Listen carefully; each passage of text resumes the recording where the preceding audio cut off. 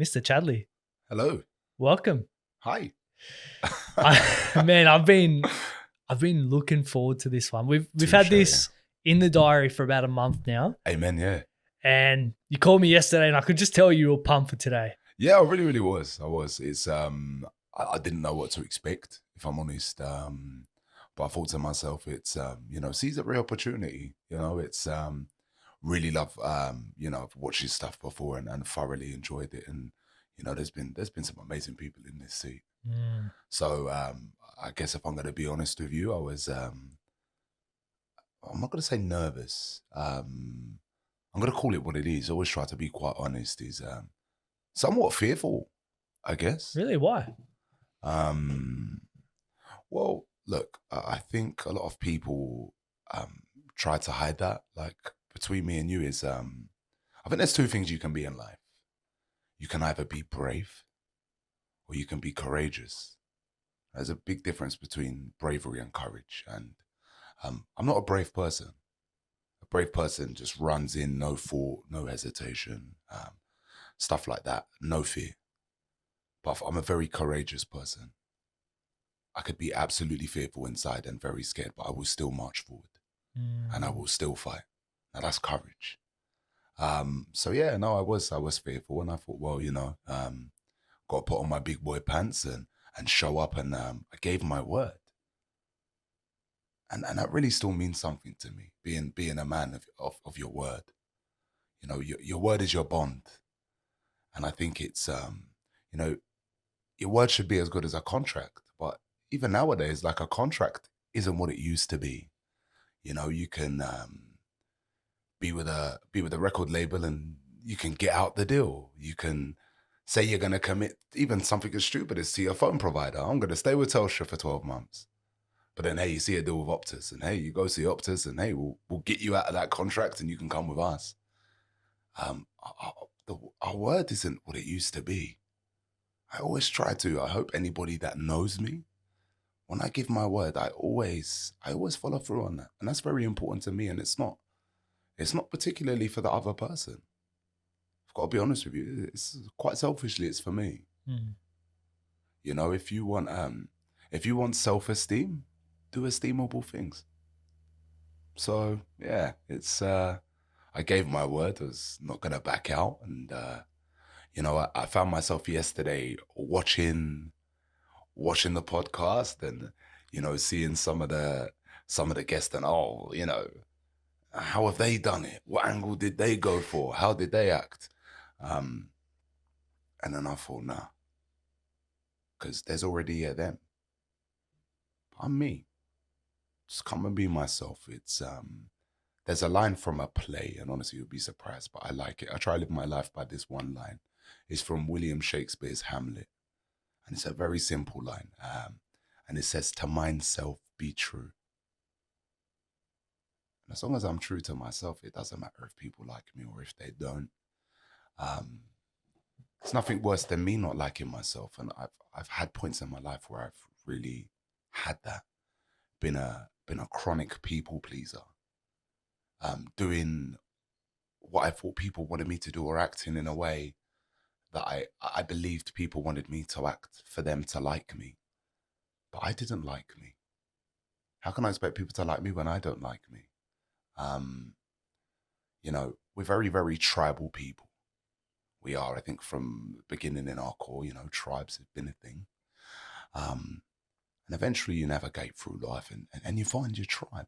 Mm. And rejection is God's protection or God's redirection. There's a lot of good people out there, and I've met many, many good people. But if I've learned anything, not all good people are good for me. Doesn't mean they're not good people. They're just not necessarily good for me, or we don't have alignment. Our purposes aren't aligned. And that's okay. They're on a path, I'm on another path. It's many, many times I found myself trying to resurrect what God was trying to kill. Yeah. People coming into your life for a specific reason and for a certain amount of time Amen. to teach you a lesson, to help you grow, to be a better man. And so many times we try to hold on to what's, as you said, is being taken away from us, but it's been taken away for a reason. It's the fear of the unknown, though, Nick. Mm, Sometimes it's the age-old saying, "You're better with the devil you know than the one you don't know." yeah, and we we tend to live our lives inside the four walls that we create for ourselves, from whether that be from our childhood and the traumas that we've gone through, or what people have said to us and the insecurities that we have, and we don't step outside of that. And a great example is, have you heard the story of the elephant at the circus where they put a rope around its leg to keep it in so it doesn't move? And when it's a Okay. baby, it can't move. Yeah. But when it becomes a full grown adult, it could easily snap that and tear things apart. But It's the it's mental. held around that Yeah. rope. And I actually did this experiment with my dog, right? So you know how they have the crates for the Yeah, dogs? yeah. So it sleeps in the crate every night. And the last couple of nights, I've been leaving it a little bit open. So you can easily just push the door open and get out. Doesn't get out because it stays in that four walls. And it actually resembles what we do as humans too. We create these walls for ourselves, or we let society put us in these walls that we just stay in them. Very profound, very thought provoking. Just saying, like, you know, your mind can run away with itself. I'm a very, very deep thinker. Mm, I do. It's and sometimes overthink. yeah. And it's just you know, the one thing is for me is that sometimes I struggle with. I've got much better at it in recent years. It's acceptance. It's just accepting sometimes things are the way they are. It's very easy for me to accept a situation and actually just the only thing I'm actually in control of in life is myself. That's quite easy. But trying to control how people act towards me, that's very consuming. I can only control how I react. That's a never ending cycle. You know, and that for me, it's just keeping my side of the street clean. I can't control what they do, but I can control how I react to what they do. Mm, And for me now, I've just got to this very beautiful point in life, and I'm going to call it beautiful by the grace of God, is I just reward disloyalty or dishonesty or behavior that I deem unacceptable to me with distance. And it's okay. And it's not even like I walk away from a situation and I wish these people bad. I don't. I don't at all. I want you to eat. I want you to eat. I want you to win. I want you to be happy. I want you to go on with your life, love, be fruitful, prosper. But it doesn't mean you have to eat at my table anymore. But that's okay. But I can still root for you. You know, resentment is it's consuming, it's cancerous. And if you don't cut out resentment, it kills you. I don't forgive people for them. I forgive them for me. Why? Because I can't hold on to that. And, you know, if I've learned anything, it's the people that have hurt me the most, that have taught me the most. So I find myself weirdly grateful for them. It's weird when the initial hurt goes away and I think about it logically. You know, the strongest tissue anybody has on their body is their scar tissue. It is. It's stronger than your natural skin, your scar tissue. So even though they've left the scar, they've made me stronger. I'm stronger for it. I thank them. I don't hate them. Anybody that's ever done me wrong, honestly, thank you. I appreciate you. I really, really do. And that's been a very, very recent attitude of the last few years. I don't know about you, Nick. I used to walk around the world with a magnifying glass, finding the iniquities in every single person. But I never picked up a bloody mirror. I needed to look at myself. If there's something I don't like about someone, 9 times out of 10 is because they remind me of something I have inside of me that I work so hard to suppress. If I'm so triggered by someone, what's it setting off inside of me? I've got to look at me. I can't look at them all the time. And the Bible puts it in a very beautiful way. It says, don't worry about the speckle in your brother's eye when you've got the log in your own. And that hits. It's like, damn, we're really good at doing that. Really good at picking out everybody's faults. Good at telling people how they should live their own lives, but we never really internally take inventory of ourselves. You know, it's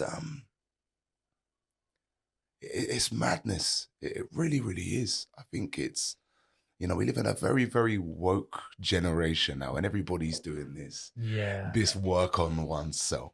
Yeah, and you made a good point around embracing and accepting our scars for what they are and the lessons that they've taught us. Coming to the whole work society and doing all this inner work, right? Everyone's trying to get rid of their scars instead of Nah. embracing it and accepting it. Because at the end of the day, if you cut yourself, right, Hmm. you're gonna end up with a scar. It's always gonna be a part of you. Uh-huh. You can't get rid of it. No. You just have internal scars that you have to embrace. Hey man, it's in Japan they do something very beautiful actually, and I love it. So let's say like a vase or a plate falls on the floor and it breaks. They glue it back together and they infill the cracks with gold. Ah. And it looks so beautiful. And they say that the beauty of that piece is its cracks, its story. So just infill your cracks with some gold, mate. They're golden. Mm.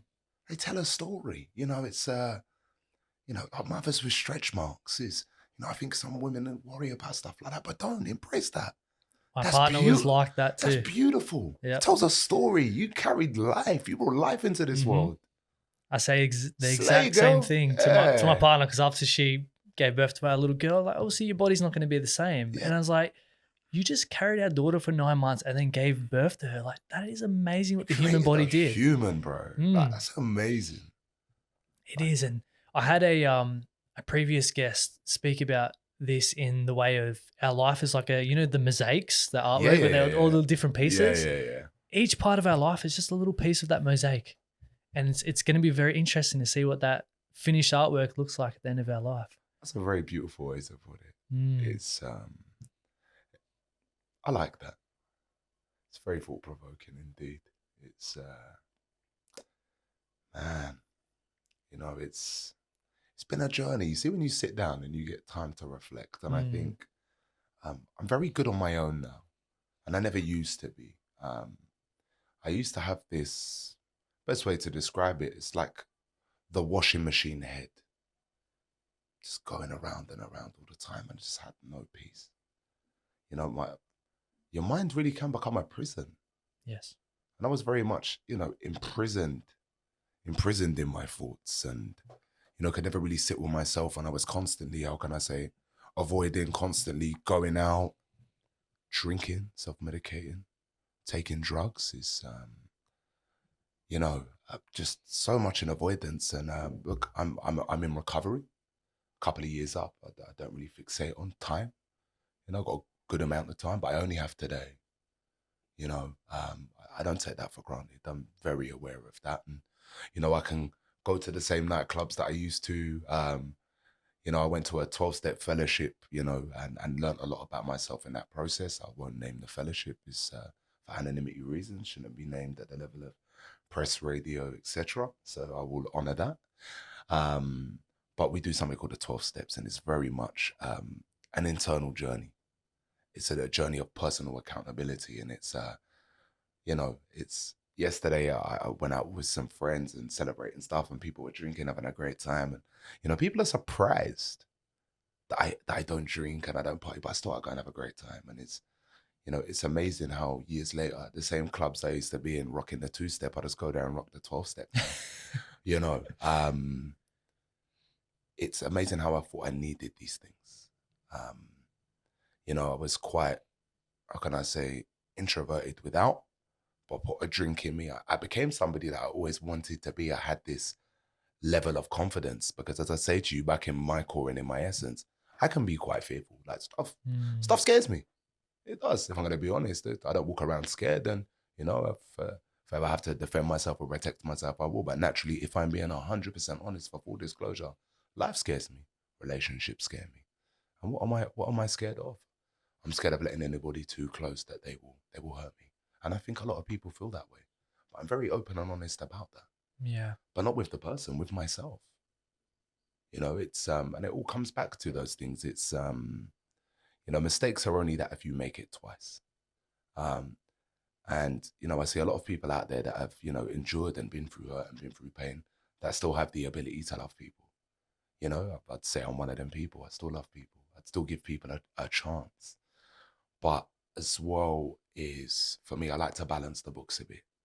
And when I find balance is a really key word in my life now, is when I allow love to supersede logic, um, it's everything is always done based on emotion, and that never goes too well.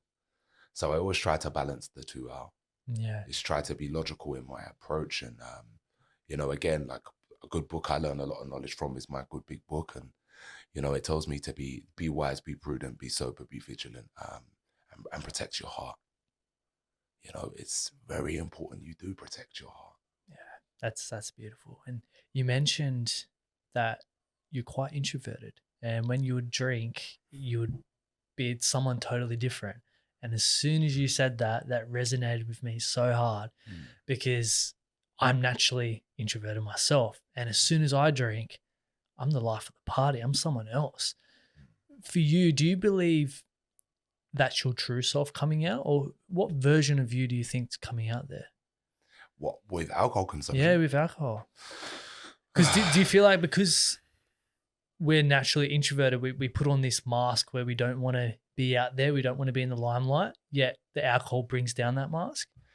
I think it's more to the point is just not really caring so much what people think. And that's what it is. It's just like, yeah, I don't really care what they think. And for the best part now, I'm kind of like that.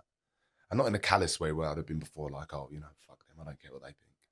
I'm just living my best life. It's just now to the point, it's just like, I'm comfortable with who I am, really. I like who I am. And if they don't, then, hey, that's okay. It's the one thing I still struggle with, though, I've got to be honest with you, is and I think it is from a thing of caring what people think to a degree, since being sober, is dancing. Now, when I used to drink, I love dancing. Yeah, okay. And behind closed doors, bro, I'm dancing all the time. Like, I'll be making some food or getting out the shower, and it's be getting ready to go out, and hey, I'm helicoptering, getting my boxers on, just throwing the shape. I love dancing. I love how it makes me feel. Yeah. Do you know what I mean? But I find myself when I'm out now, it's you see when a toddler first starts walking, that's how I feel. So when a toddler first starts walking, like they walk, but as soon as people look at them and they see that they're walking, they just fall on their ass. That's how I feel with dancing. Like I'll be like, last night I was out and I'm throwing it down and I'm loving it. And as soon as like even a friend of mine's like looked at me with a smile, just giving me like that, I'm like, and then I just like freeze up, so it's still something I'm still working at that. What's that fear there? I don't know. Again, I think more to the point is like, when I used to drink, you just don't really think as much, do you? You're so focused in the moment. I think you just live in the moment, don't you? Yeah. And I think that's, yeah, wow, God, moment of clarity there. I think you're so engrossed in that moment, just enjoying that. You're just so in tune with the music and with the nostalgia of the lighting and the people around you. Nothing else really matters. And I think that's what a lot of people get from dancing, is that escape. Just that escape from whatever's going on around you when you go out. And, it's, you ever had it before? You've had a really crap week and your friends are like, oh, we'll go out. And, you're so happy you've done that in the moment. Look, the problems come back the next day plus a hangover. Yeah. But in that moment, it's that reprieve, isn't it? It's the reprieve from everything that's going on. And just really being present in that moment. Enjoying that experience. Yeah, I think it's probably that. So then now you being sober. Yeah. How do you go about being present in the moment? Oh, that's a good question. You know what? I spend a lot of time alone with the big man, with old Sky Daddy. I love that you call him Sky Daddy. Sky Daddy, yeah, man. Love God. God, big up Jesus.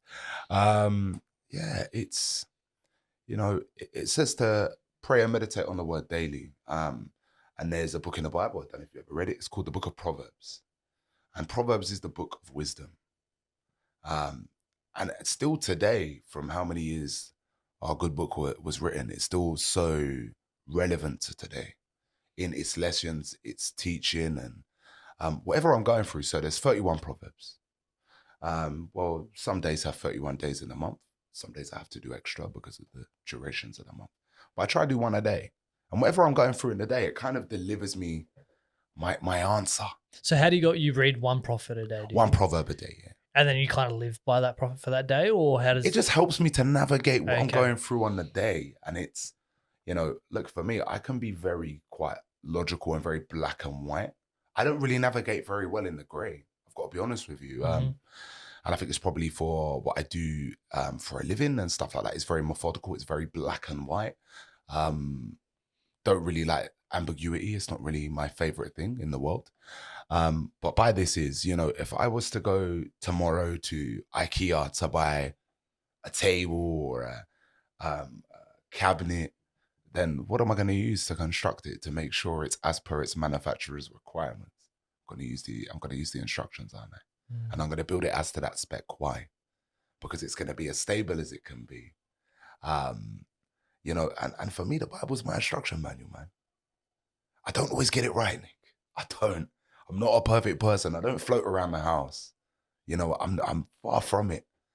The only difference is from since I embraced God 5 and a bit years ago to now is accountability.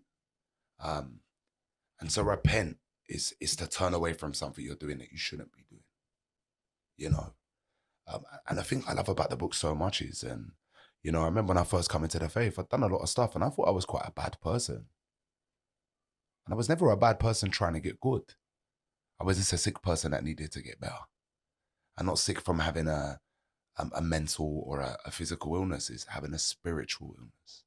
And I was spiritually very unwell. And it's funny how sometimes you can be financially rich but spiritually bankrupt. I know a lot of high net worth individuals that are very spiritually bankrupt. So I already know that money isn't my happiness. But today, honestly, I have a fraction of what I've had before in the past. But I'm a spiritual billionaire. And I wouldn't trade what I have now for all the money in the world, because I tried to buy peace before. And paying the wrong things attention was very expensive for me.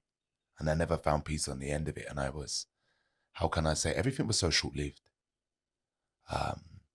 You think the cars, the clothes, the holidays, the hose, whatever. And I'm not hosing the food, but you know what I mean. It's, are going to sort everything out. All right. That girl, yeah, she's going to fix me. You end up with that girl. A couple of weeks later, you broke up with her. Oh, no, she wasn't the one for me. Them shoes, yeah, need them. After 2 wears, mate, I'm bored. That car, I need that. That's going to make me happy. I've drove it around for a month now. It's got Macca's wrappers in the footwell. Don't care about it as much as I once did. That holiday's going to sort me out. I'm going to go to a retreat. I'm going to go to Thailand. Go 2 weeks, be all nice, all zen. I'm going to come back, and in 2 weeks' time, I'm just going to slip into exactly what I was doing before I left. I tried everything and never found peace. Being connected to a power greater than myself is, for me, God is a God of the gap. And by the gap, I mean any gap I have in my life, he fills. Any void I have, he fills.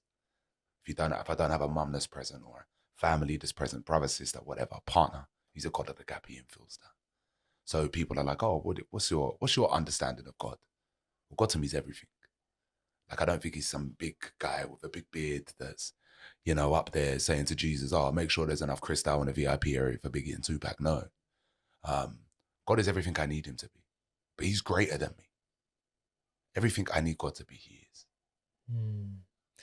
It's exactly what Armin Harachi said, where the Bible, the Quran, whatever it is, it's a book of life. Amen. Yet so many people are trying to look for other aspects. As you mentioned, your journey, going to retreats and probably listen to podcasts and seminars, all this becoming like a personal development junkie to try and be a better version of yourself, right? Which a lot of these woke people are doing. And I think there's a time and place for that.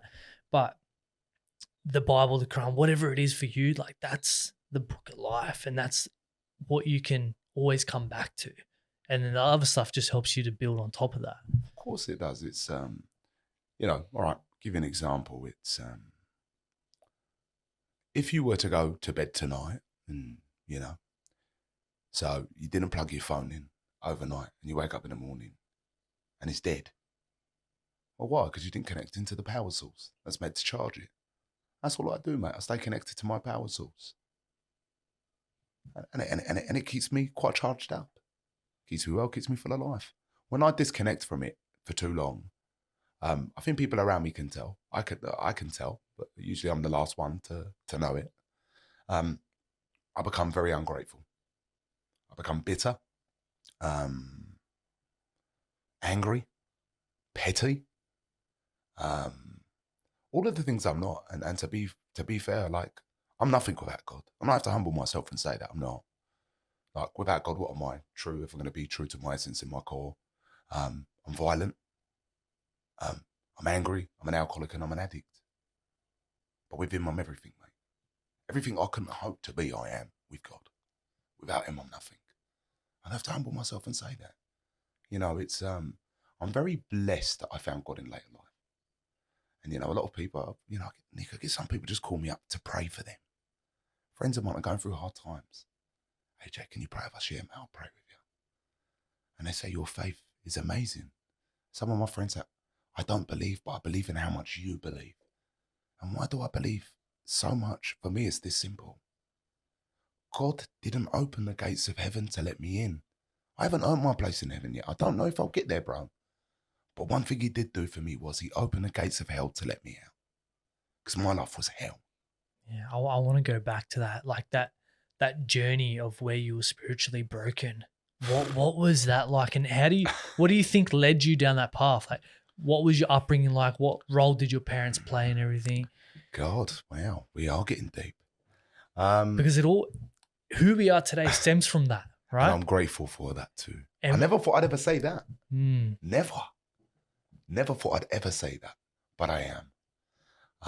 And first and foremost, before we go back there, is you know, I really hope this isn't going to be taken in any bad taste for anyone. You know, first and foremost is one thing I will make extremely and abundantly clear is you know, um, my mother's an amazing woman, and I love her dearly. Why? Because she's my mum. You know, she made her mistakes like many people do, and that's okay. I think sometimes we put expectations on people, and I think the older I become, I realize really all the good she did do. You know, and I fixated on the bad that she did when I was younger. And today I've got enough humility and enough appreciation for all the good stuff she did do as a single parent when another, you know, the other parent didn't stand up and do anything. And I'm truly grateful for that fact alone. And she carried me. I wouldn't be sitting in front of Nick Bater if my mum didn't carry me. You know, not only did she carry me through stages of life, she carried me. And for that, I will always be grateful. You know, but the beginning, yeah, you know, back to the beninging, as they say. So look, I grew up in a household of addiction. My dad's a crack and heroin addict. Um, he may still be now. I say maybe because I don't know if he's alive or dead. oh, so you have no connection at all. Nah, none at all. I saw him. I saw him for the first time 3 years ago. After 24 years. Yeah, wow. And I had a sponsor in one of the 12-step fellowships that reckoned it would be a good idea before I emigrated to the other side of the world to go and make my peace with it and go and sit down with him. And, you know, I was able to do that. And just grant him forgiveness. He was very unwell at the time. The reason why I say I don't know if he's alive or dead because he was very unwell at the time. I did leave my details for people to contact me if anything was to happen. And being his eldest son, you know, after everything that, you know, we'd been through with him, I did ask his friends to let me know that if he does pass, to give me a call and I'll pay for him to be buried. And that will be my act of kindness for him because he's still my father. And when I remove all the pain, the anger, the resentment, the only emotion that's left there is love. So that's the only emotion we're born with, brother. You know, look at the little kids running about. We can learn a lot from the children. Yes. They don't look at age, race, colour, creed, whatever, don't care. They can pinch each other and their best friends again 2 minutes later. You know, we can learn a lot. All these bad habits we pick up along the way. But the only natural emotion that any of us are born with is love. So if I remove all them other parts in there, regardless of what he done, mate, still my dad and I still love him. You know, he gave me life. I'm truly grateful for that. I am. He's part of the reason. Part of him lives inside of me, Mm. you know, and for that, I have to be grateful. You know, God don't make mistakes. Not my God anyway. He don't make mistakes. He knew that my mum and dad had to come together, that they had something in each of them that he needed me to have. So if God's decreed that, if he said that that's what needs to happen, I'm AJ, mate. I don't understand his thinking. If I understood his thinking, I'd be God. I'm a no one. You know, I do a lot of stupid things. I make a lot of mistakes. You know, it's so yeah, I just think to myself, yeah, look, he's large and in charge. He knows what he's doing. I'm just AJ. Must have known what he's doing. So yeah, I'll leave it up to you. So yeah, again, procrastinating. Back to the story at hand. So, you know, I grew up in that, and it was a very, very violent household. And me and my big sister, she's amazing. You know, so I'm one of six. Yeah, wow. One of six, but me and my big sister are the only one that have the same mum and dad. The other four are from my stepdad, and phenomenal man. He's a great man. I really am. The only dad I know anyway. Yeah. And dad isn't biological, not because you share DNA. That's irrelevant. It's because of what he did. He earned that right to be called dad. So my stepdad is the only dad I know. I say this all the time. Anyone can be a father, but not everyone can be a dad. Amen. 100%. And it's so yeah, it was a very, very violent, volatile household. And you know, when I think back to it and I talk to friends here, they can't believe it. They really disbelieve it. And just talking, and I think of it like, you see, life is like, if you go to a festival, there's different levels of access. If you're going backstage, you get an A, a triple A, and a double A. Not everybody has a triple A pass to my life. So I'm very quite subject on what I disclose to people. And not because I'm ashamed of it. I'm not at all. It's just, well, what's the relevance of it? I don't need to disclose that. We're not acquainted like that. You don't need to know that about me. And, you know, some of my earliest childhood memories, it's home wasn't a happy place as a kid. I always felt extremely scared, anxious, and, I think one of my earliest childhood memories I ever have, I must have been about 4 years old. And, I used to have nightmares about this. I haven't had it for a few years. And I was wearing this tiny little white vest. You guys don't call them vests here. What do you call them? It goes underneath your T-shirt. Oh, like singlets? Singlets, yes. Yeah. Singlet. I was wearing a white singlet. And I'm wearing these shorts, but they were rainbow-coloured shorts. And they were rainbow, upwards, not across. And they had little white lines that would separate them like that. And my mum used to always work. And, I've never met a woman that worked so hard like my mum. She was amazing. She really showed me what it was to be a hard worker, and how you receive dividends from hard work and how it pays off. She made many sacrifices in doing that. But she had mouths to feed, because she's with a husband that, all he did was stay home and take drugs, and, and beat her, beat us. And, so she was working, and I'll never forget it. Honestly, for the rest of my life, I'll never forget it. And I was really scared of thunder and lightning as a kid. And, in the UK, it rains really badly. And it was this day, and, it's pouring down, and the thunder's going. And I've gone into the front room, and, he's doing what he's doing. And I remember just hugging up to him and just feeling like, what's wrong with you? I said, I'm scared. I've come to my dad. This is the man who's meant to protect me from the world. And I never forget it. And he grabbed us by the back of it and launched us in the back garden and locked in. He said, no son of mine will be scared of anything. And I remember just smacking that door, screaming, crying. And do you remember the old, the things that you hang your washing on, but they fold outwards, and it's like a four-way thing? We had one in our garden, and I remember, I'll never forget it, just putting my knees up to my chest and just hugging myself, just crying. And that's the first time in my life I ever knew that I felt alone. I always knew I was going to be on my own, weirdly, that I had to look after myself. And we had a lovely neighbour next door. Her name was Nikki. And she lifted up the fence panel they used to slot out on the concrete post. And she took me inside her house. And I'll never forget, she just hugged me and just covered me in a towel and just kept kissing me. And then when my mum got home, she went off her head. You know, and I never ever forget that experience. So I know I couldn't rely on him from young. And there were times it's, you know, my mum, bless her heart, she used to have to hide money when she got paid, because back then you used to get paid in cash.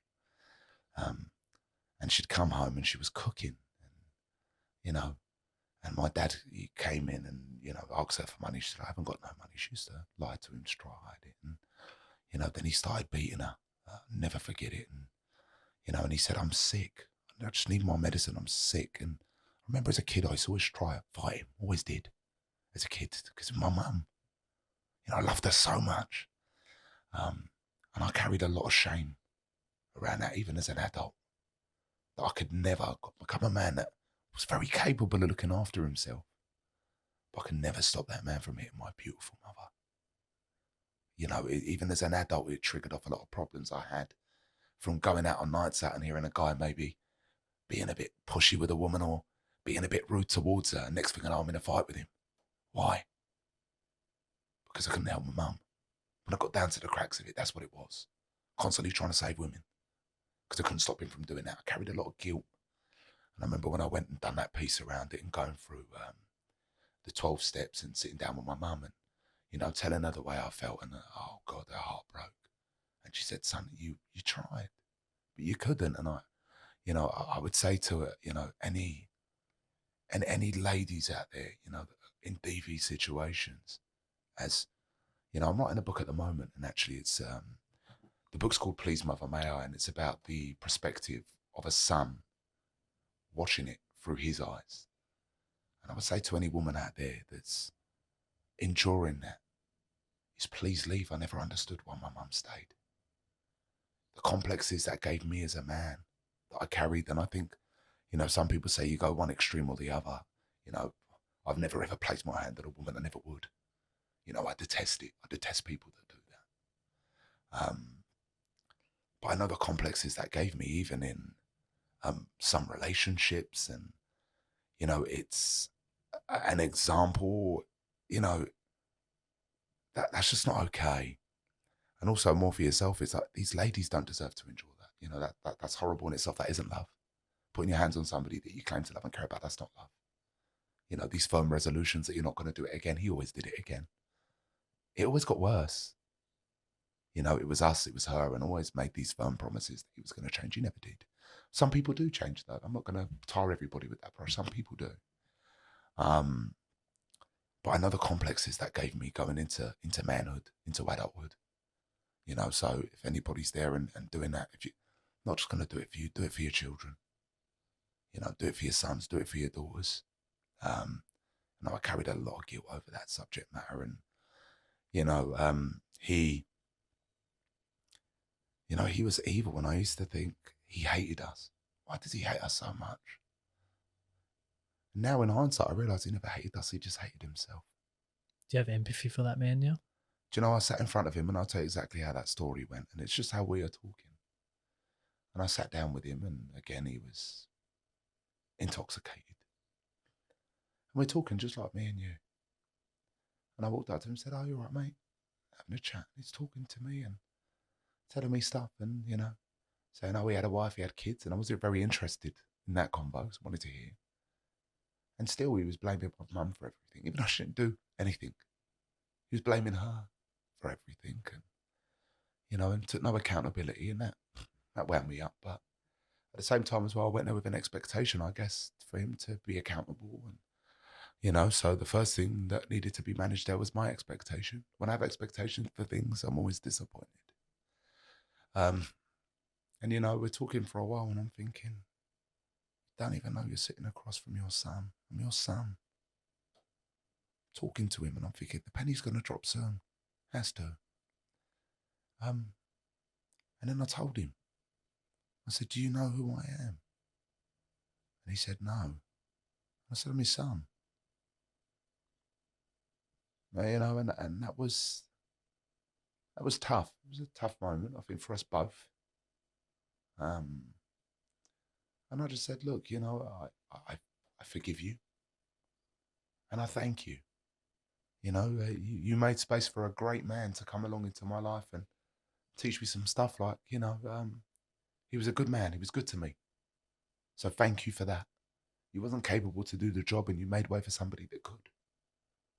Grateful for that. And how the end ended was, I guess now so much, I think I played it down to my mum because I think she was very sad for me. But, I was getting ready to leave and, I'd done what I needed to do selfishly.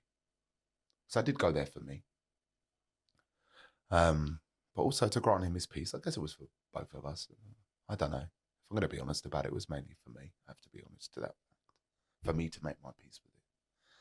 And he kept following us. And I said, oh, look, mate, I've got to go. And I'll never forget the words. They were just the last words he ever said to me. And he said, if you want me to leave you alone, give me £100. And I went, £100, is that all it takes, mate? I said, here's two. Have 200. That's all it cost me to get rid of you. It's a cheap price to pay. And at that moment the penny dropped. I saw a man there bitter, frail, even on his last legs, and all he could think about was the next high. I can't be angry at a sick man. He's unwell. He's a sick man. And addiction is a natural illness. The World Health Organization in 1984 classed addiction as a mental illness. It's an illness. I can't be angry at a sick person. He's incapable of giving me better. That's my expectation then. Just because he's my dad, it's the quicker people realise just because people are meant to do right by you doesn't mean they're going to. Doesn't mean they're going to. Just because they hold a title in your life doesn't mean they're going to do right by you. It's I left from that situation with peace, acceptance, and the beautiful part is it's like I feel like God took me there to say, son, this is everything I saved you from. This doesn't have to be you. You're the one that's going to break the generational curses in your family. It stops with you. I stopped it with you. You're the one that's going to change the whole trajectory for your family. And I walked away from that thinking, thank God. All those years, he never got to see my sister graduate. My successes. Doesn't know his grandchildren. That's punishment enough. There's another man out there that his grandkids call granddad. How sad is that? What's the whole purpose on this earth is to go out there to be fruitful and multiply. To enjoy that. My dream used to be is having a 10-bedroom house, driving a Lamborghini, having a boat and, all these weird and wonderful things and 35 Rolexes, all these non-superficial things. And they don't matter now. They really don't matter. A Casio tells the time just as well as Rolex. I'm cool with that. And honestly, like my dream now is, your narrative of success. Mine's changed. Being successful, I used to doubt it on title or monetary. But you can be a successful husband, a successful partner, a successful father, a successful son, a successful member of your community. Success is so broad. What is success to you is subjective.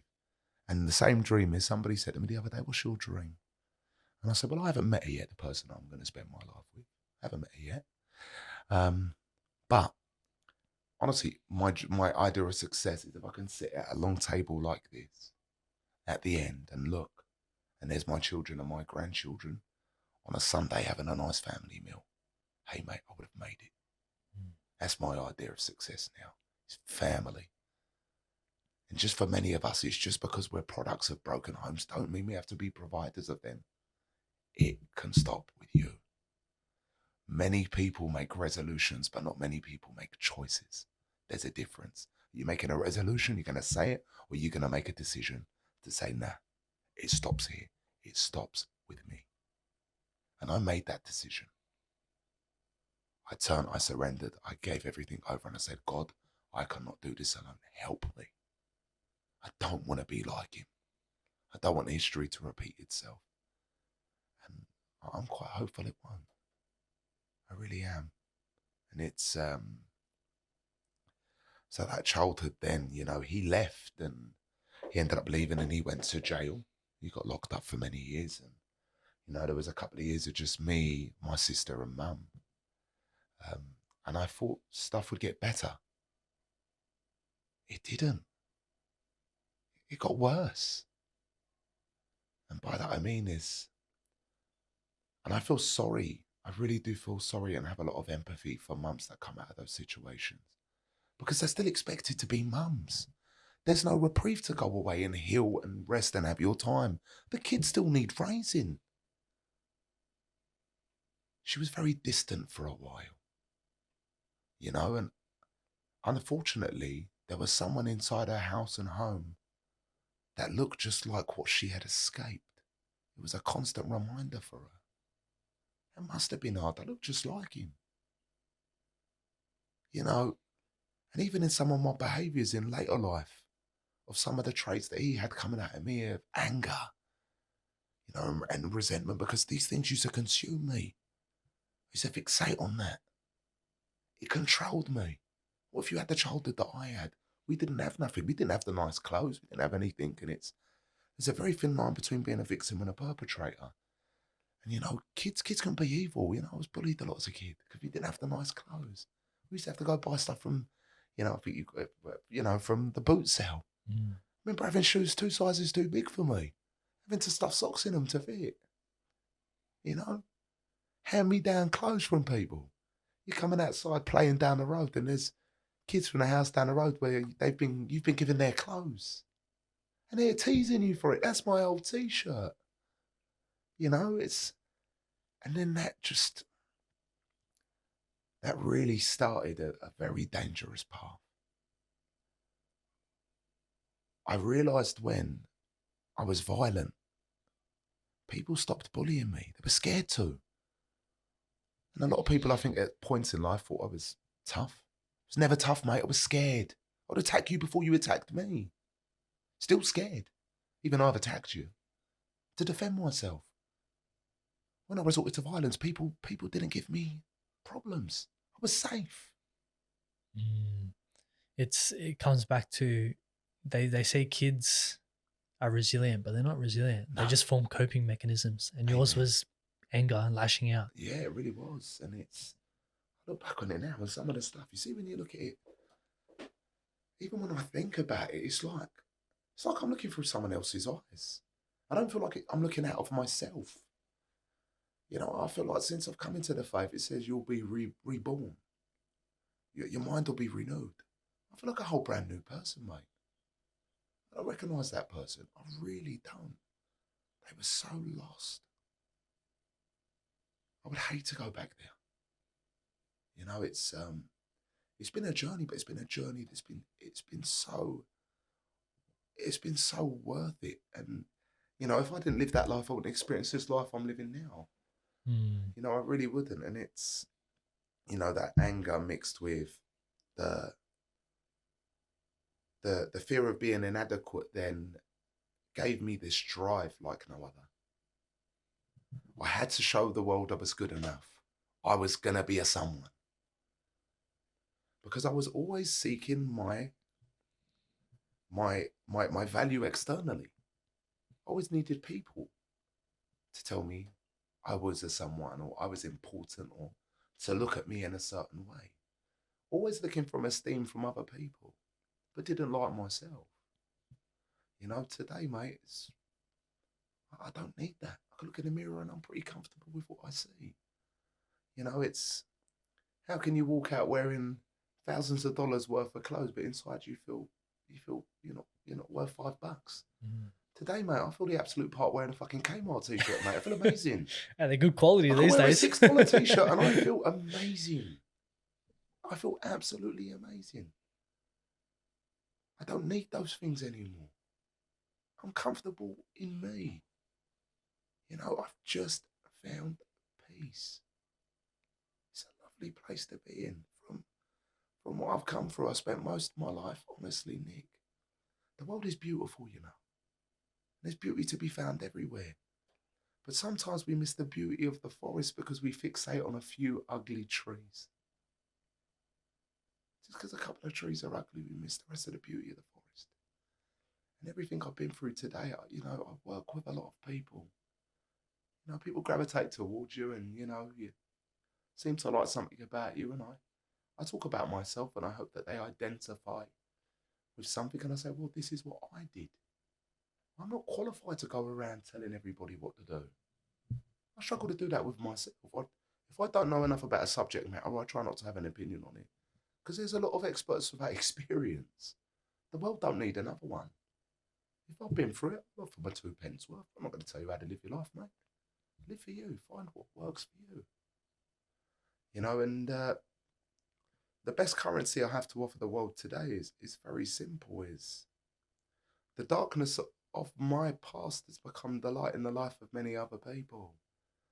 Ships that are lost out at sea always look to the shoreline for the lighthouse. And if I could be that lighthouse and that beacon of hope to get somebody that's on rough water back to shore, to get their feet back on solid ground, then I am absolutely glad that God put me through it. It made all of it worth it.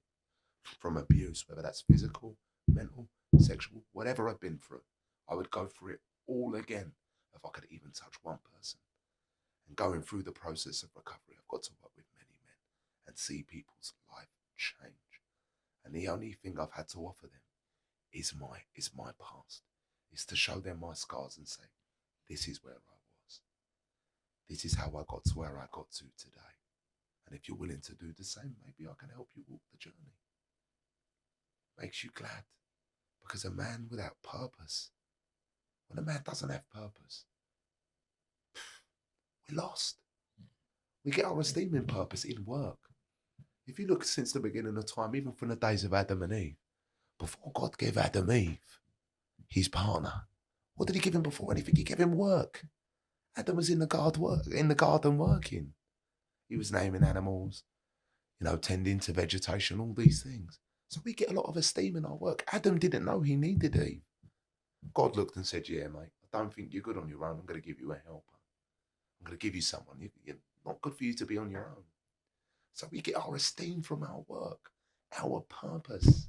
Yeah. And it's very much so lost in society these days. It's why a lot of men are struggling. Mental health is on the rise, suicide rates.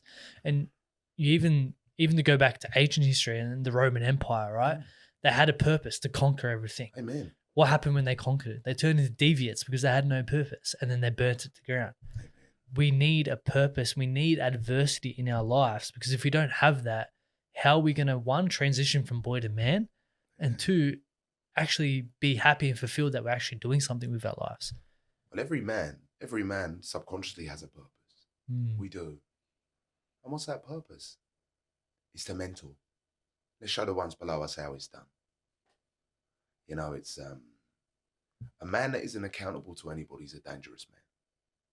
Very dangerous. And I remember once watching this documentary. It was fascinating. And there was about a wildlife enclosure in Nairobi. And there was an enclosure of elephants. And they put this one rhino. Now, rhinos and elephants get on quite all right. They don't trouble one another. So they put this young rhino inside this enclosure with the elephants. He starts killing elephants. They're scratching their heads thinking, what's going on here? So they go to this village elder. They're just talking about it. They haven't gone for advice. They're just talking about it. And this elder goes, in the language they speak, I don't know the dialects. And he goes, if you want to sort this problem out, go and bring an older rhino and the killings will stop. Put it in the enclosure with the young rhino and the elephants, killings will stop. Well, they go and do that. Lo and behold, the killing stops. They're scratching their heads. They can't believe it. Even though I'm like, what's going on here? They go back to your man and they ask him why. And he gives an answer that will live with me for the rest of my life. He said, that rhino there had no choice but to submit and humble himself to the power, the strength, and the knowledge of the older rhino. And the older rhino said, hey, mate, we have power and strength, but we don't use that to kill elephants. We live in unison with him. He was kept accountable and he was shown the way. He was mentored and guided. He still has the power that he has within him. He's just shown how to use it in the right way. And that's the same with us with men. You have to have people you're accountable to. Who speaks into your life when something goes wrong? Who's going to hold you accountable? Look, I've got friends of mine that I call up. You know, I've had it where I've been in arguments, you know, or something's rattled me and I've called them up. They have this really good but annoying way of always making me see my part. And I'm like, but that person did that. No, I don't care about that. What did you do? Oh, I did this, yeah. All right, we'll go make an apology then. What do you mean go make an apology? I'm not apologising to them. Go humble yourself, make an apology, mate. Clean your side of the street. And I'd go and do it, even though I haven't wanted to do it. 9 times out of 10, you'll be surprised. The person on the receiving end, you goes, yeah, to be fair, Ajay, I did this. Sorry, mate. So I end up getting what I want anyway. By humbling myself, I end up getting what I want, getting an apology. And both of us have walked away from that situation. Everybody's fixated on being right. I don't want to be right, mate. I just want to be righteous. Don't have to be right all the time. Be righteous. You know, just humble yourself sometimes. And it's so as men, we can mentor the next generation. Wise men learn from their own mistakes, but even wiser men learn from the mistakes of others. There are many, many, you know, I'm a product of one of those broken homes, and I would have loved a big brother or an uncle type figure in my life that said, no, young blood, you don't do that. Going out fighting on the streets, going out selling drugs and getting up to all them capers, getting into all them problems. No, that's not what we do, mate. Actually, all that anger you got anger? Yeah, all right, we're going to put you in the boxing gym. You're going to go play footy now. Channel it. Use it for good. Because anger is God-given. Anger, violence is God-given, actually. And by that, I mean is this. We were all born with that. You know, back in the day, we didn't have places like Coles and Woolies. We had to go out. We were hunter-gatherers. So that's what that's for. Now, God gave us anger and violence to protect our tribe from everything outside of the tribe. The problem is today people are using it against their own tribe. Our anger and violence isn't intended for our home. It's to protect everybody in our home from everything outside of the home. We need mentors, mate, to show us now, mate. We don't put our hands on our wives. We don't speak to our wives like that. We don't treat our children like that. We need more examples in society of how it's done. People to look. Men, we make great apprentices, young boys. I wasn't the most book smart person in school. Got better in it in later life, but I went through an apprenticeship. Men, we learn very well through our eyes. We do. We need more examples out there of how to do it. People to emulate, people to look up to show us how we should be doing it. And look, it's I'm still on my journey. I'm still learning stuff every day. But I really do try to portray myself in a way that, you know, with young people I engage with and work with, and to steer them back onto the right path, because there's no such thing as a bad kid. There's not bad kids out there. They're not. Misguided, yeah. Was I one of them? Most definitely. Did I fall into the wrong crowd? Yeah. I've got a mum that's working 3 jobs to raise her children. Who's going to raise me? I've got an older sister, bless her heart. She's only 2 years older than me. She gave up her childhood to raise me. I carried guilt for that. The boys on the street corner. Show the young boy love, man. Flicked you £1 and said, yeah, go buy yourself a Coca-Cola, man. Do you want a bag of hot chips? I thought these people cared about me and they loved me. You know, and that's where I found a family. I was just looking for where I belonged with people that cared about me. And I ended up in places I shouldn't have been in, doing stuff I shouldn't be doing. You know, it's really is a sad state of affairs now for young people. I wouldn't want to be young now. I wouldn't want to go through my teenage years now. It was bad when I was coming up, but it's even worse now. You know, it's, you know, this social media phase, it's, well, call it anti-social media. I know some of my friends' kids that can't even come downstairs when I come there and talk to me.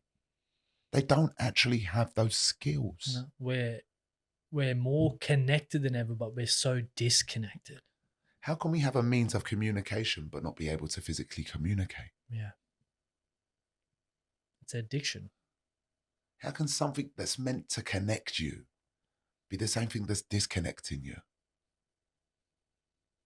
Like, you know, we've got an epidemic going on right now.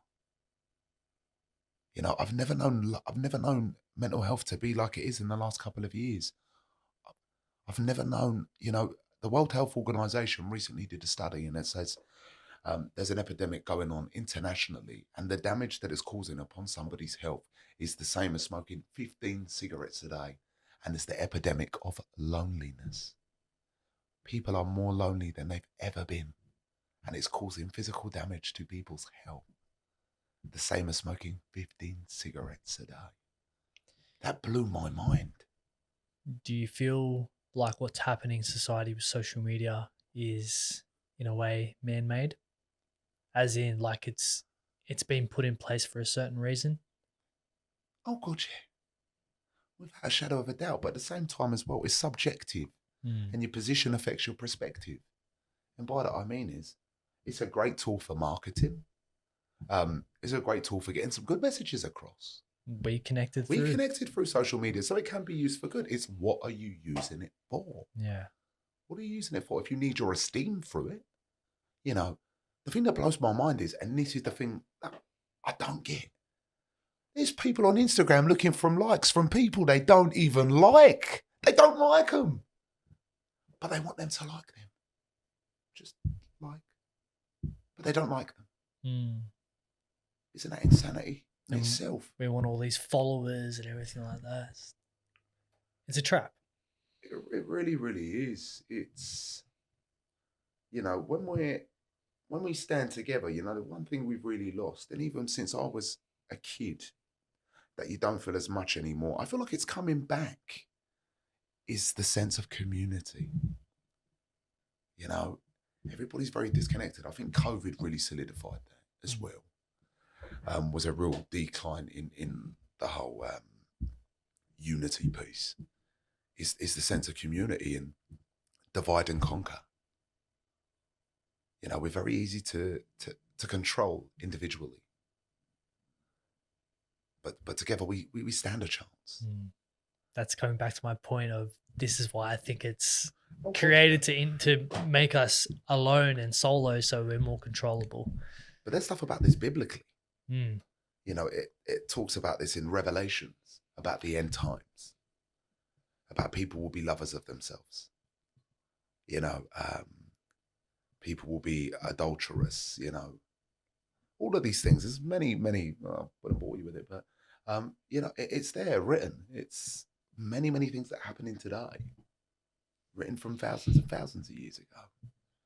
I just think, when are we going to get to this point where we say enough's enough? When are we going to stop? I don't know when clout became such a currency. It's honestly, I feel like it should be on the stock exchange. When did clout become such a thing? It's everybody wants the stage. Everybody wants this generation of be a boss. Well, if we're all meant to be bosses, where's the fucking workers? Not everybody's meant to be a boss. Yeah, everyone wants to be an entrepreneur these days. And that's fine. Look, that's okay. But if everybody's the boss, then who are the workers? Yeah, that's it. Like, not everyone's made out to be a boss. 100%. People are meant to be workers. 100%. It's you look at it now and it's just, you see, when you sometimes just feel very separated from it all. And sometimes the world for me can be a really lonely place. It really can. But I'm never truly alone. As long as I've got a big man up there, I never feel alone. Very rare I do. Spend a lot of time alone with him. But sometimes, again, it's about that piece of alignment, isn't it? Aligning your beliefs, your vision, etc. It's not that everybody's got to do that for me to embrace them or love them or care about them. They don't. It's just sometimes you just think, well, is there something wrong with me? Why am I so different? But if I see patterns with great people, in some of my most favorite stories, and whether they be biblical stories or just stories about life or people that have achieved great things, is extraordinary things never happen to ordinary people. Everybody's trying to fit in, but some of us are meant to stand out. And it's about appreciating our similarities, but celebrate our differences.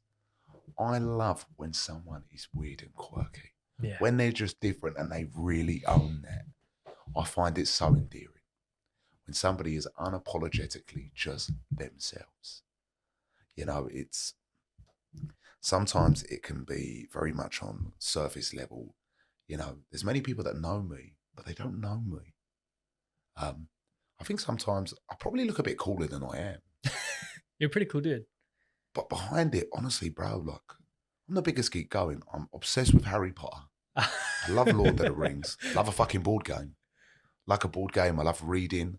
I love writing poetry. The thing is, that's cool within itself, right? But those are my things. Yeah, that's it. I like those things. They fill my cup up. You know, it's I love watching documentaries and you know, quite funnily, there's a program I like actually. I'll keep this very quiet. I never really tell anyone this, but I'll tell you. Might as well. It's a bloody tell-all. Sorry, guys. Need to write that. It's called the Antique Roadshow. Okay. And it's an old Pommy program. It does come on over here. Yeah. And there's a reason I like it so much. So it's usually about people that have an antique item in their home.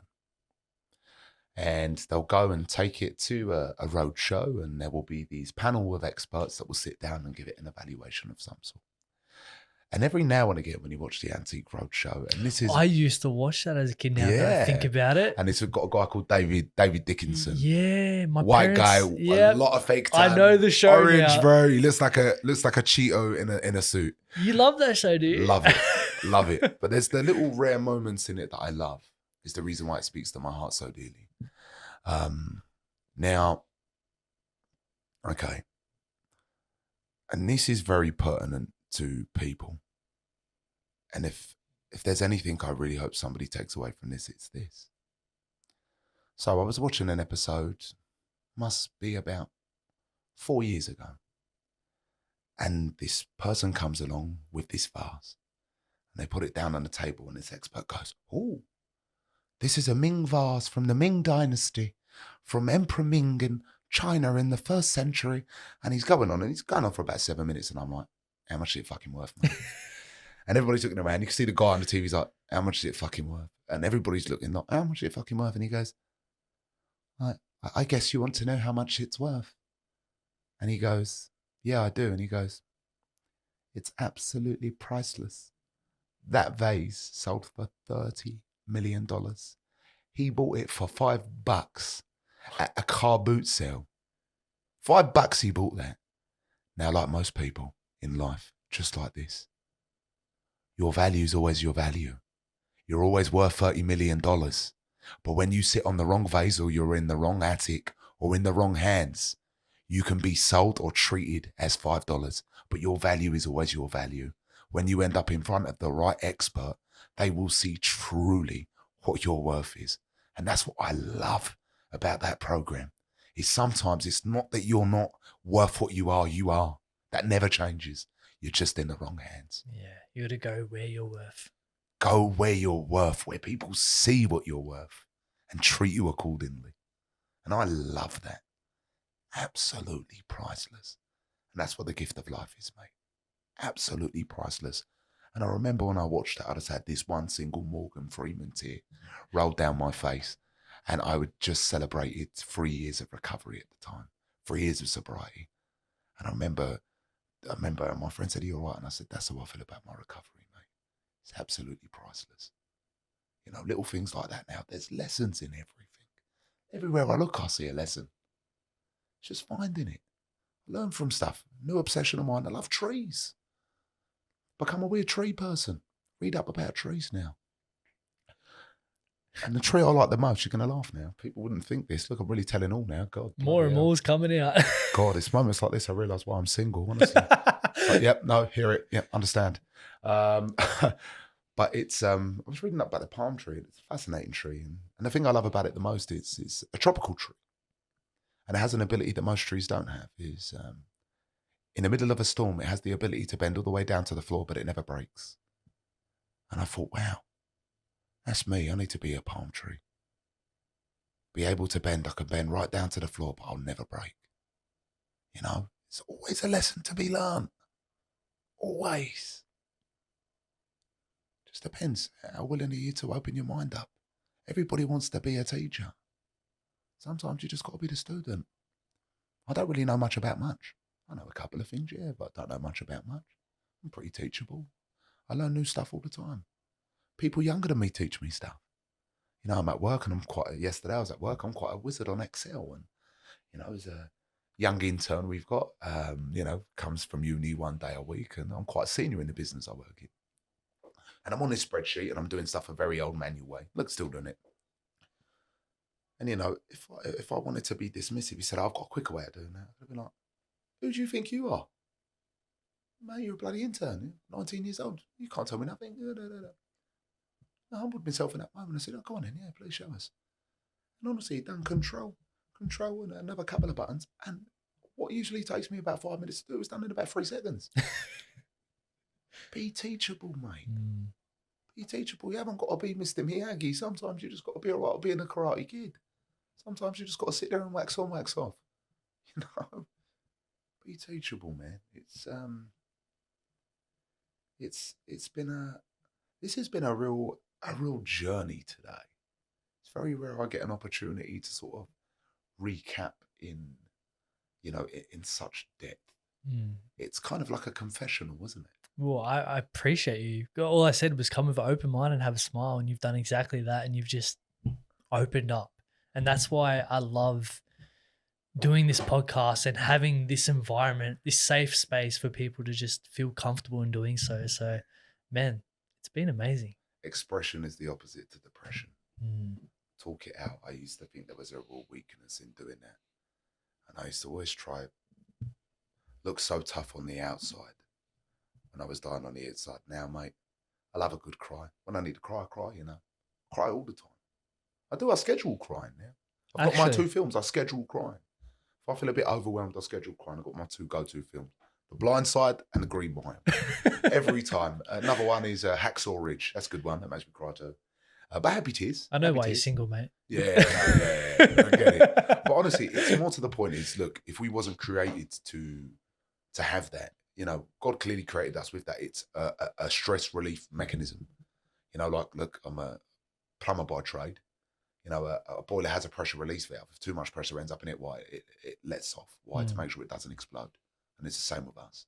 If I keep it inside of me, it's very consuming. When I release it and let it out, hey, I feel better for it, man.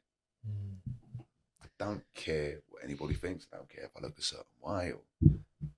I don't really mind. I'm just happy and okay with being me. The right people will embrace you into their tribe, and the wrong people will have their opinion of you. And I'm probably not meant to be around them anyway. So that's okay. It does me a favour, it does them a favour too.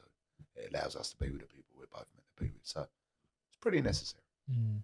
And on that build up of pressure, there's a lot of men out there that pressure's high. Oh God, yeah. What advice would you give to anyone that's listening that they're building so much pressure in their life, they haven't released it? What advice would you give to them? Ooh. Find yourself a circle instead of a noose.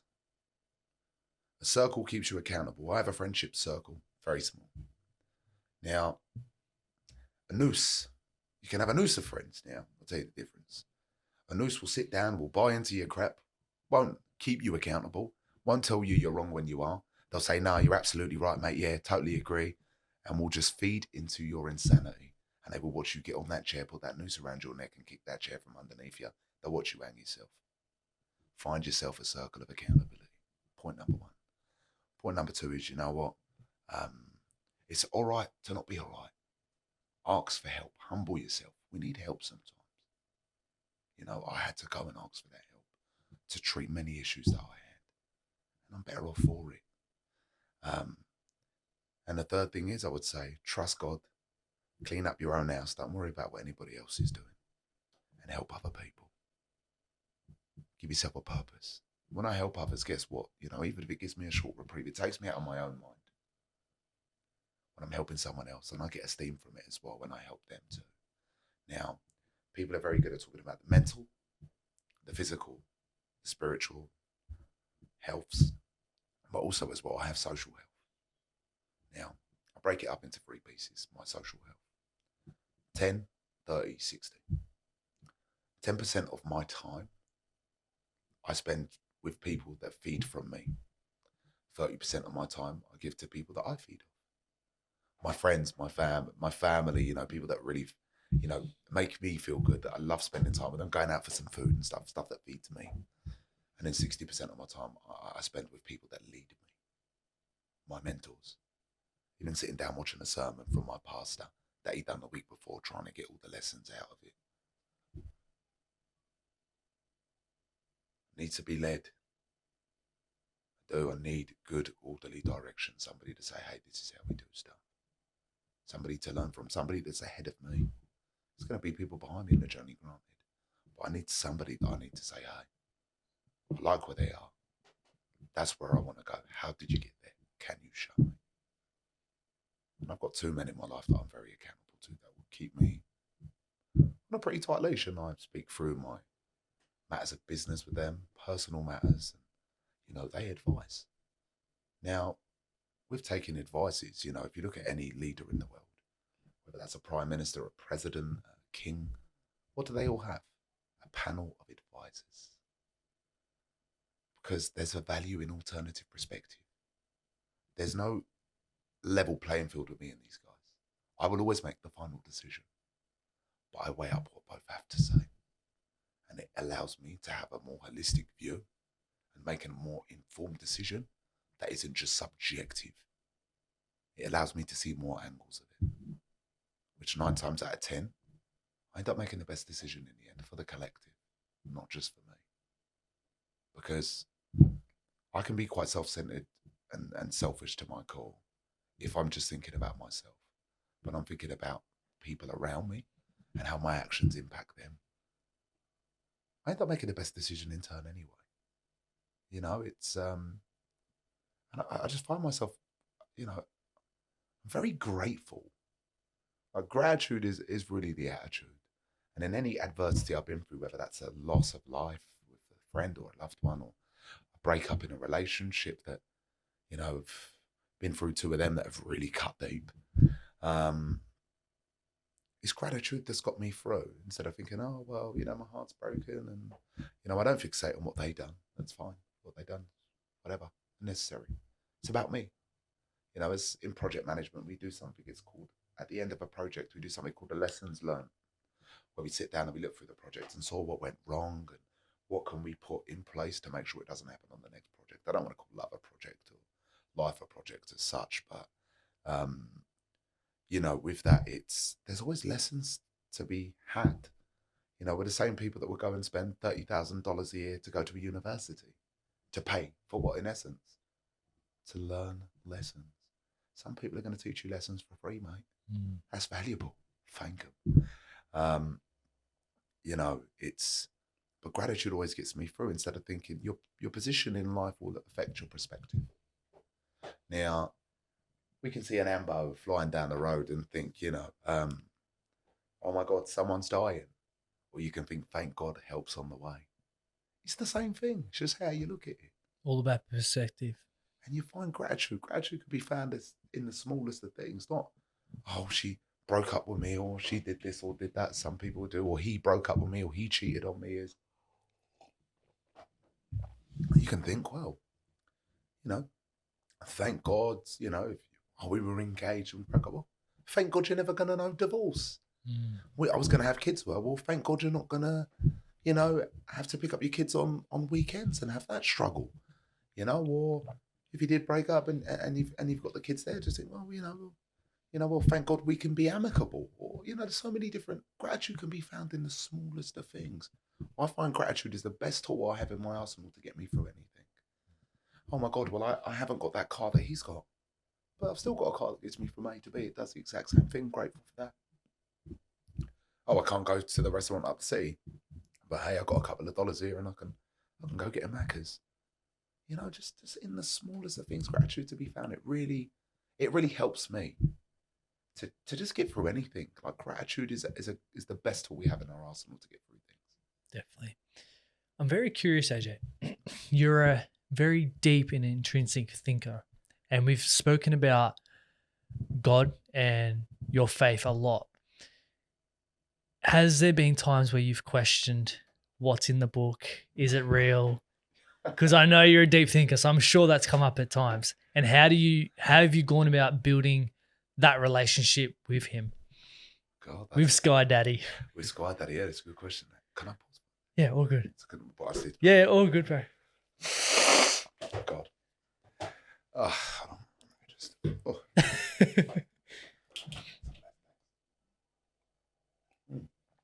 Also, when you're sitting, just try and sit like straight on. Okay. You're going too far across. Just so you know. Yeah. All good. Okay, so how have I got through when I've doubted with... You want me to ask a question again? Yeah. I'll ask it again. Cool. Sorry, I'm just making a note of when I have to cut stuff. All right, cool. So, AJ, you're a very deep thinker, really intrinsic thinker. And throughout this conversation, we've spoken a lot about God, your relationship with God. My bestie. And I'm sure there's been times where you've questioned what's in the book. Is God real? Mm-hmm. How have you gone about those periods of questioning and then building a relationship with God? Love that question. I think it's a great question. Biblically, it says only babes drink milk. You know, and I take that as, you know, the more you grow in it, you start to eat more solid food spiritually. The more you go and look into the good books, you start to see the character of God. You start to see how consistent he is. And now, the only thing that's inconsistent, Nick, is me. God is very consistent. He is who he is. I believe that. Like, I know God. I know who he is because I know how he's worked through my life. I should be dead. On times where I've doubted stuff, look, it's the devil, as we believe, as believers, is the father of all lies. He only has power over me when I believe in his lies. I refuse to. Look, can I unequivocally say that there's a God? For me, I can. You know, some people will say to me, oh, well, how do you know then? I'll say, okay, it's a good question. Cool. I'll tell you how I know. Do you believe in oxygen? They're like, yeah. Have you ever seen it? Well, but I just, no. Have you seen it with your eyes? Well, no. Do you believe in love? Yeah. Well, have you seen it? Oh, yeah. Well, I've seen the way people treat each other. No. Have you seen this substance they call love? Have you seen it? No. Do you believe in gravity? Well, yeah, of course I do. Have you ever seen something there pushing everything down?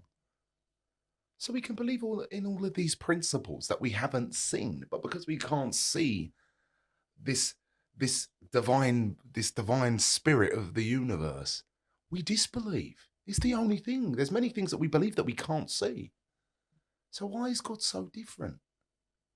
Surely there must be an angle.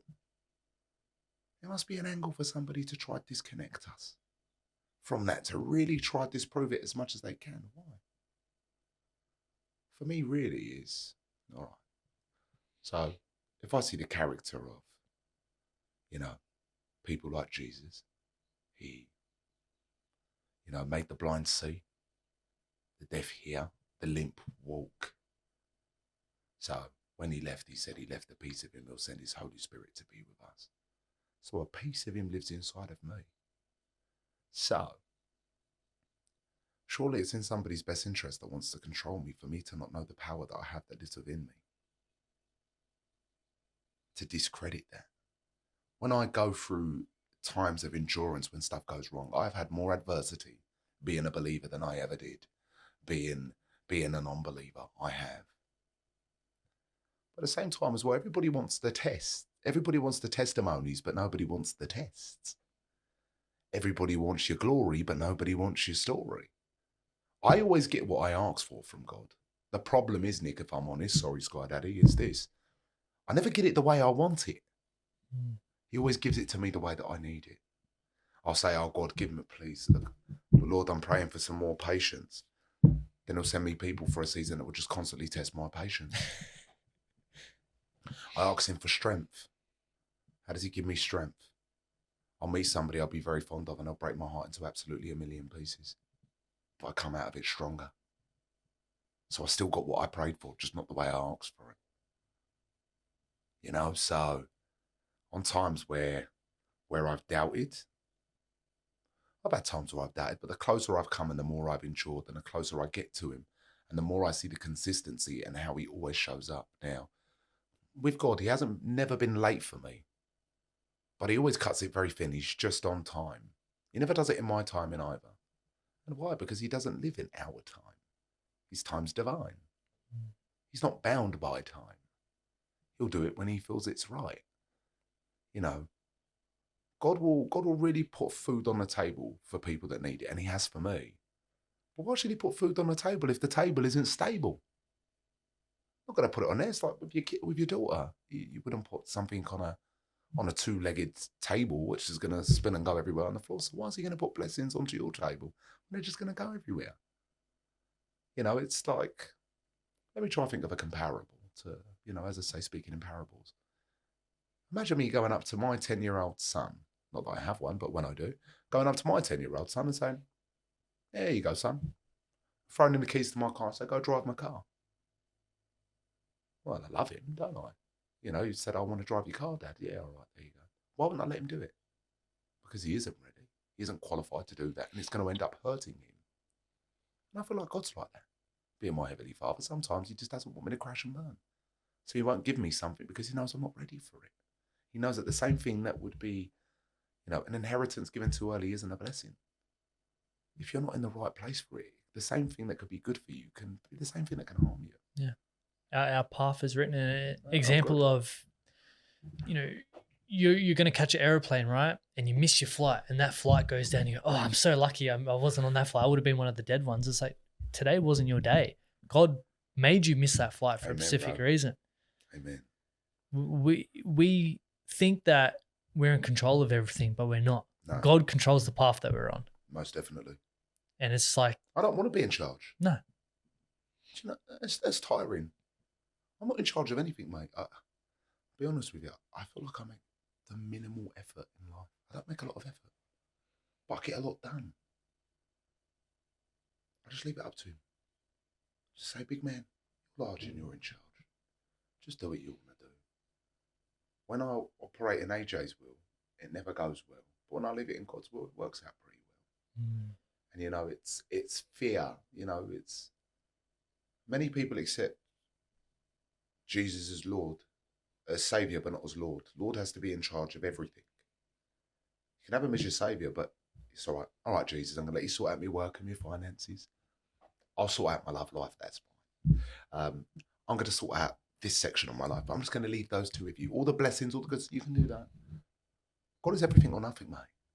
And sometimes I feel like God, anything I keep my hands on, he won't touch.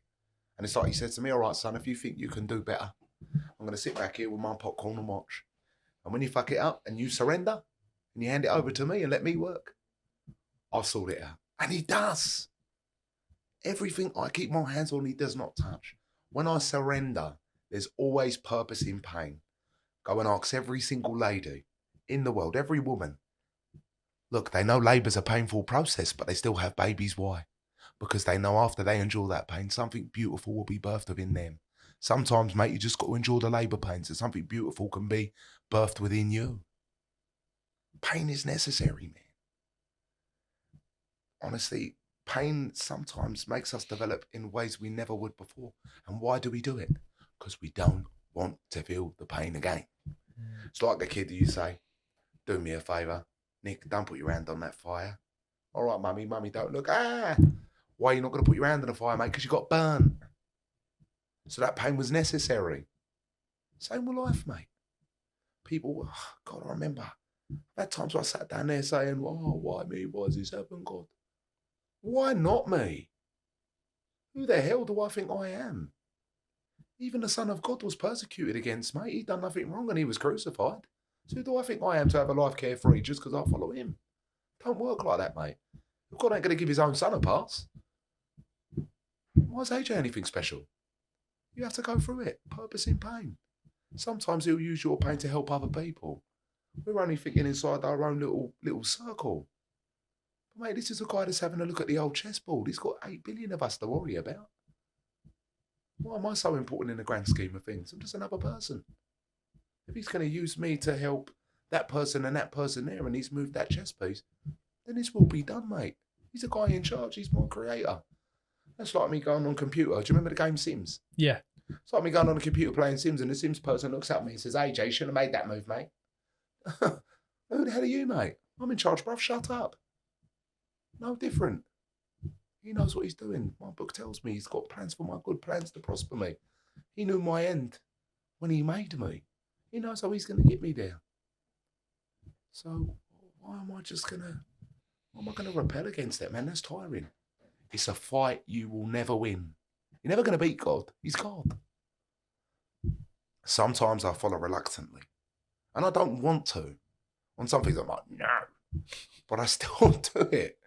Why? Because I know I'm not going to win the argument anyway. So I might as well just go along with it, even if it's something I don't want. And in the end, clarity always comes retrospectively. In the end, for the same thing I did not want to do, or the same thing I was sad, or the same thing I was heartbroken about, I find myself looking to the sky saying, thank you, God.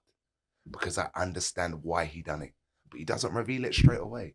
It may come 1 year later, 2 years later, 3 years later, but I understand why he done that.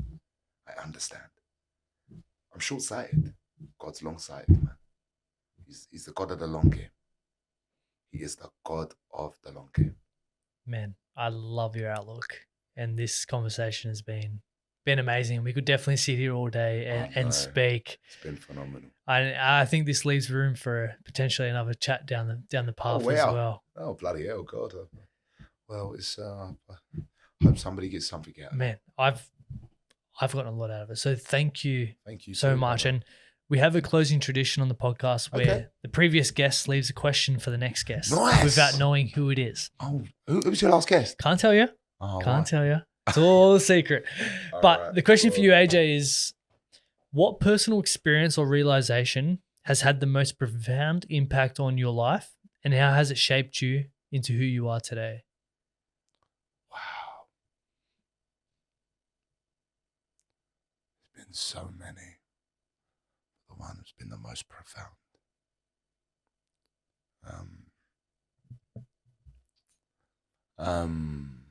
Wow.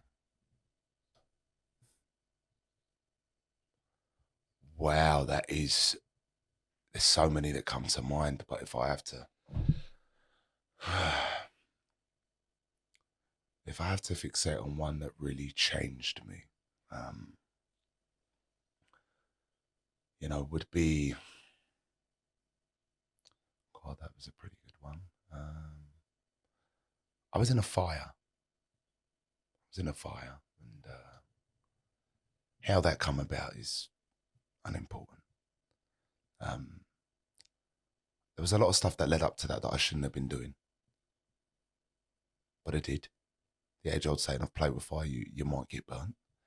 Although I was playing with fire at the time, but fire was what I ended up in. Playing with fire in other ways. Now, I remember, your flesh burning is horrible. It's thank God scars healed quite well. And I remember sitting down on that stretcher with the ambos, and the cops have showed up, and all these people have turned up, and just sitting down there, and I just had this moment. I couldn't tell you. It's like something had changed there.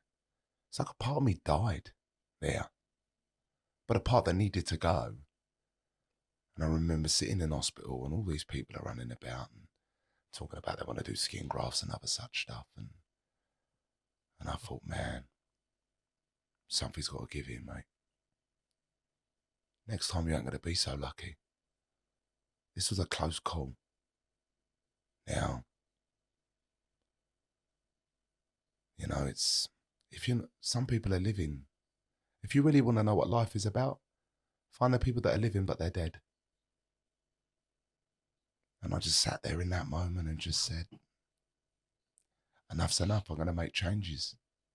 And that's how I ended up going to a 12-step fellowship.